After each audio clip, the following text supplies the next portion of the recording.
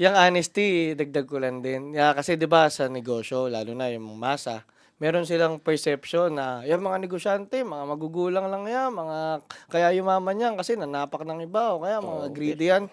Sinasabi ko po sa inyo napakaraming pong taong nag-succeed ng sobrang linis, sobrang ganda ng yes. intensyon, ng sobrang honest lang sila na wala silang ginulangan, wala silang Siguro tinapakan. sinasabi lang nila yun kasi takot silang lapitan mo yung mga yun. Pero Oo, siguro 'pag nakausap mo yun bro, oo, siguro tingin ko naman magbibigay sila ng details, kung paano totoo. nila ginawa yun, Siguro ngayon lang kasi kaya gano'n, kasi hindi mo naman nakakausap yan, Oo, hindi nila alam yung Oo, istorya, alam lang nila mm, yung mm, tinatamasa lang na oo. comfort, eh. Hindi naman niya alam yung problema niyan, Oo, Parang kumbaga presidente yan ng isang kumpanya. mm, Hindi ko kailangang intindihin yung mga sinasabi niyo kasi ang dami kong problema. totoo. Hindi madali yung problemang hina-handle ko. Kung araw na mas nakasimangot ako at sasabihin mo Mm, masungit yan, mm, isang beses mo lang naman siya nakita, Hinusgahan mo agad siya dun sa ano mm, na yun.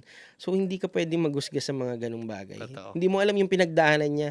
Hindi Mm, mo alam kung sino yung mga sinakripisyo niyang kaibigan, mm, sinakripisyo niyang mga kamag-anak oo, para marating yung goal na gusto niya. totoo So yun.